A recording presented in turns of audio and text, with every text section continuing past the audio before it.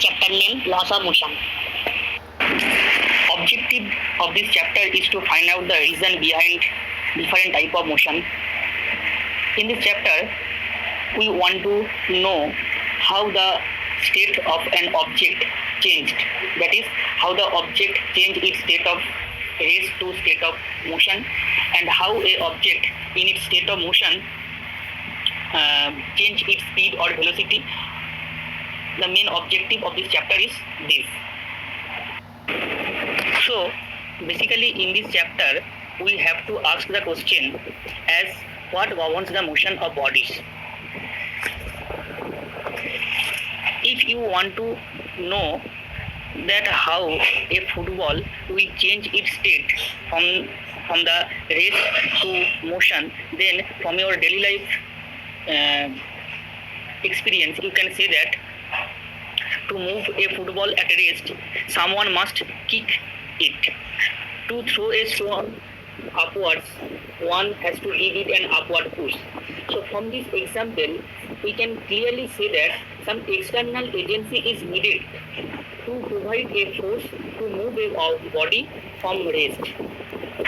So we can conclude that to change the state of rest, we have to apply a external force. We also know that an external force is needed to stop motion. You can stop a ball rolling down an inclined plane by applying a force against the direction of its motion. So from this we can say that to change the state of rest or state of motion, we have to apply a external. But to maintain uniform motion, that is to keep a body to move uniformly along a straight line, no force needed, or the total applied force on the object will be zero. That type of force are called balanced force. If a object moves along a straight line, then it will continue its motion if there is no frictional force. Due to frictional force, after some time the object comes to rest. But if there was no frictional force, then the object will move continuously along the straight line. So here, due to this frictional force, the object comes to rest. But to overcome this frictional force, we have to apply some force, and then the object will move continuously along that straight line. So here the resultant force on the object, that is the combination of frictional force and the external force, is zero.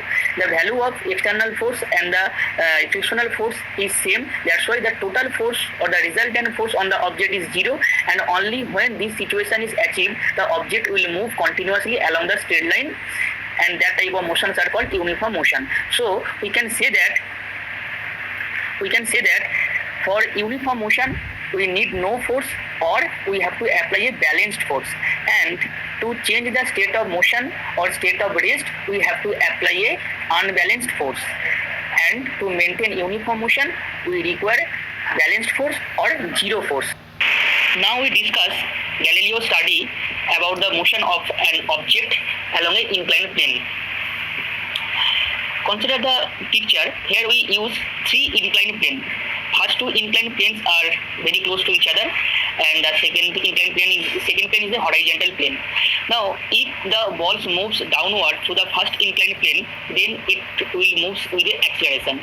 And if the ball climbs up to the second inclined plane, then it will move with a deceleration. And if the inclination of both the plane is same, then the ball will move in the second inclined plane up to the height from which the ball was released from the first inclined plane.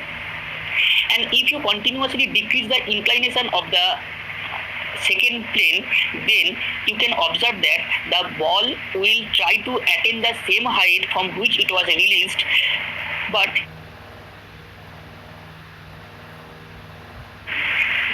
as the inclination decreases, the ball have to cover larger distance, but it will attain the same height.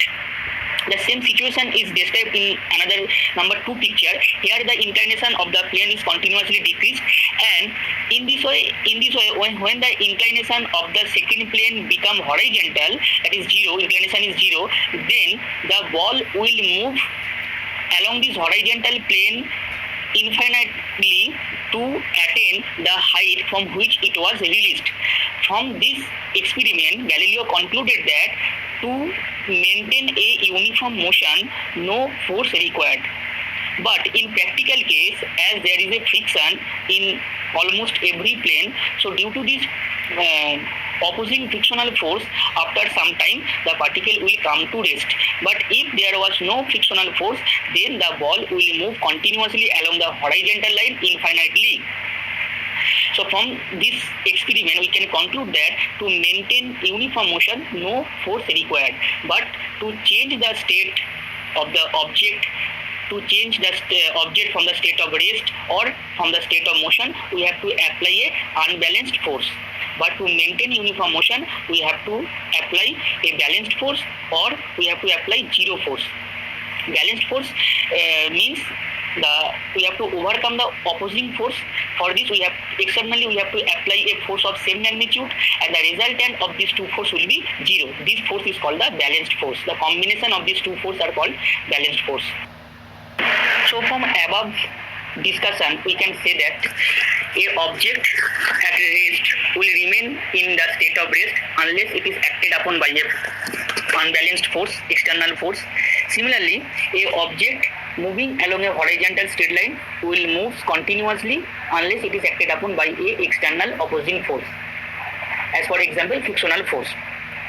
These two observations of Galileo helps Newton to build three laws in mechanics.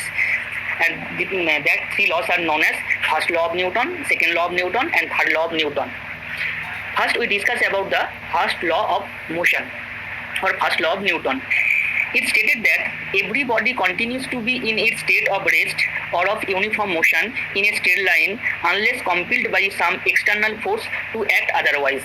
So the statement of Newton's first law already we discussed in previous picture and previous experiment, and that experiment conclusion was used by Newton in his first law of motion. From the first law of motion, we came to know a basic property of every object, that is, every object try to maintain its state, whether it is state of rest or state of motion, unless it is acted upon by a force. This property of every object, that is to maintain its state, is called the inertia. Inertia means resistance to change. A body does not change its state of rest or uniform motion unless an external force comes to play. Inertia are basically two in type.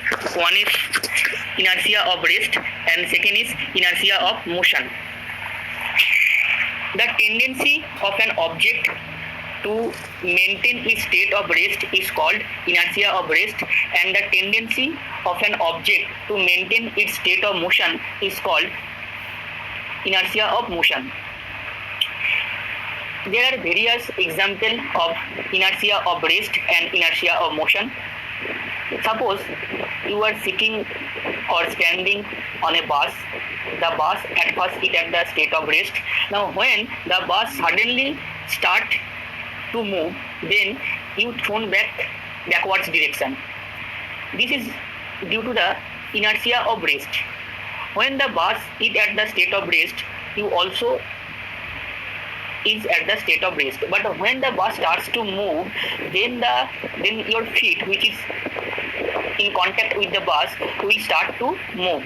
But your upper portion of your body will try to remain in the state of rest. That's why you move or you thrown backward direction. And this property is called the inertia of rest. Similarly, during motion, when the bus suddenly apply brakes, then you move in the forward direction. Because here also during motion of the bus, you are also in the state of motion. But when suddenly the bus stopped, then your feet, which is in contact with the bus, try to stop. But the upper portion of your body try to maintain its state of motion. That's why your upper portion of your body moves in the forward direction. These two are the example of inertia. One is the example of the inertia of rest, and second is the example of inertia of. First law of motion refers to the simple case when the net external force on a body is zero. But now we want to know the behavior of an object when it is acted upon by a net external force. We want to know its behavior in this condition. For this, we have to know the concept of momentum. Momentum is the property of an object and it is defined as the product of its mass and its velocity. That is, momentum is equal to mass into velocity. If mass is denoted by m and velocity by v, then the momentum will be denoted by small p, and small p is equal to m into v, or simply mv. And the unit of momentum in SI will be kg meter per second. Kg is the unit of mass and meter per second is the unit of velocity. And in CGS the unit will be gram centimeter per second. Now we discuss between the relation of force and momentum.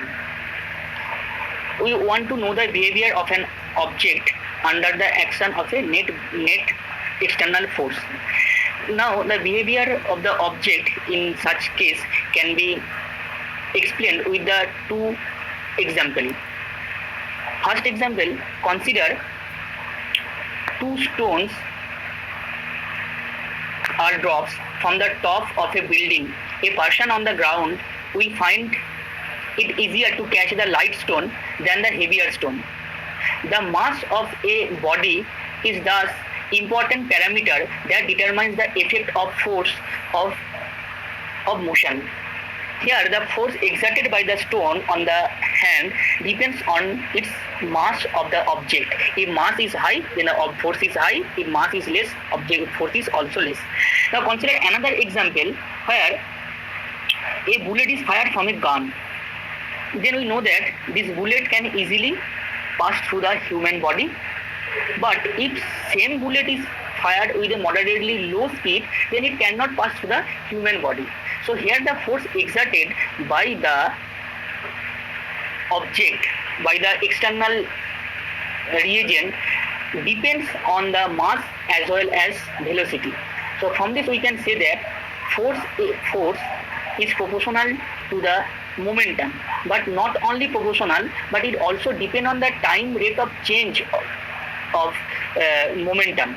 That is, if the momentum change at a faster rate, then the force will be greater, and if the momentum change at a slower rate, then the force will be smaller compared to the previous. From this, the second law of motions generated, and Newton stated that the rate of change of momentum of a body is directly proportional to the applied force and take place in the direction in which the force acts. That is, the force applied by a object is proportional to the rate at which its momentum is changing, and the force will be acting along the direction in which the momentum is changing, or the momentum will change along the direction in which the force is acting. This is the statement of second. Thus, under the action of force, the velocity or the momentum of the object will change. Now consider, if under the action of a force for time interval delta t, the velocity of a body of mass m changes from v to v plus delta v, that is, its initial momentum is p is equal to mass m, velocity v is equal to mv, and after time delta t is momentum, p plus delta p is m v plus delta v, then its change in momentum in time interval delta p will be denoted by delta p, and it will be mass into delta v, m into delta v. So delta p is equal to m into delta v. It indicates its change in momentum in the time interval delta t when it is acted by a force F. According to second law, force is proportional to the time rate of change of momentum. Change in momentum is delta p, so time rate of change will be delta p by delta t. So we can write A proportional to delta p by delta t, or F is equal to K delta p by delta t, where K is a proportionality constant. Now, if we consider the time limit delta t tends to 0, then we know that limit delta t tends to 0, delta p by delta t is equal to dp by dt. So we can say F is equal to K dp by dt. F is equal to k dp by dt. For a body of fixed mass, m is constant, so from derivative m will come out and we can write dp by dt is equal to m dv by dt, and we know dv by dt is equal to acceleration, so we can write in place of dv by dt a. So finally we can write dp by dt is equal to m into a. So finally the expression of force become F is equal to k ma, where k is the constant and generally the constant value of this constant is 1. So we can write F force is equal to dp by dt is equal to m into a, that is force is equal to mass into acceleration. Force is equal to mass into acceleration is the conclusion of the second law of motion. From this second law of motion we can also calculate the first law of motion, or we can also say the statement of first law of motion, or we can prove the first law of motion from second law of motion. The SI unit of force is one that causes an acceleration of 1 meter per second square to a mass of 1 kg. This unit is known as 1 Newton. So if 1 Newton force is applied to a body of mass 1 kg, then it will move with a acceleration 1 meter per second square. Now if the force on the object is 0, then its acceleration will also be 0. F is equal to 0 implies acceleration is equal to 0. We know F is equal to dp by dt or delta p by delta t. Now if F is equal to 0, then we can write delta p by delta t is equal to 0 or delta p is equal to 0.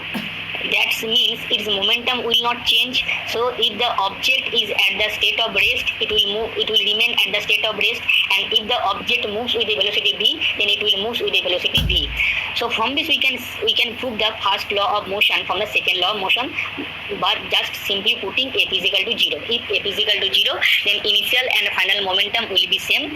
So we can say that the initial state and final state of the object is same. And next we discuss about a point where if the direction between the force and the direction of motion is not same, then what will happen? On that case, the object will change its velocity along the direction in which force is acting.